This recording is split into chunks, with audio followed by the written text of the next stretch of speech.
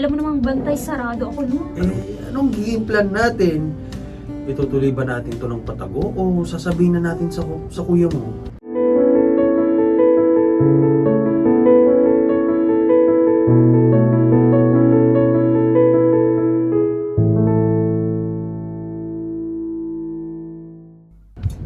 Oh, Ella, bakit nandito ka pa? Akala ko ba sumabay ka na kila Jace pa uwi?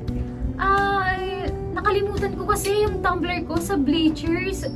At saka, sarap pala ng hangin dito kapag gabi na, no? Ikaw, bakit bumalik ka ba? May naiwan din kasi ako eh. Ano naman yun? Sasabihin ko sanang bola, pero hawak ko na. Siguro yung tingin mo kanina sa court, naiwan dito. Hindi ako makatulog eh. Ang lakas din ng loob mo, no? Paano kung narinig ka ni Kuya? Alam mo namang bantay sarado ako, no? Alam ko naman eh. Alam ko rin na bawal to. Na kapag nalaman ni Jace, baka hindi na ako makatapak sa bahay nyo habang buhay. Takot ka ba? Mas takot akong manatiling tropa ng kuya mo, no? Mas takot akong manatiling tropa ng kuya mo sa paningin mo, Ella. Pero Thomas, magulo to.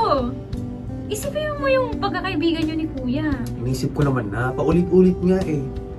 Pero tuwing iaabot ko sa'yo yung inumin mo, o tuwing tinitingnan kita sa gilid ng court, hindi na kasi kapatid ni Jace ang nakikita ko eh. Ano ang nakikita mo? Syempre, ang tanging trophy na gusto kong iuwi. Wow, ginawa ka pang trophy eh.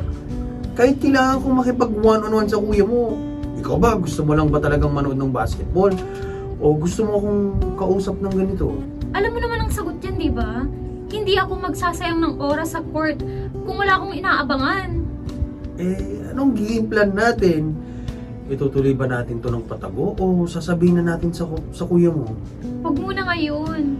Ayaw ko masira yung team nyo. Pero Thomas, huwag kang lalayo. Huwag kang lalayo pagkatapos ng laro bukas, ha? Hindi ako lalayo. Kahit gaano pa kahigpit ang depensa ng kuya mo, gigibain ko para sa'yo.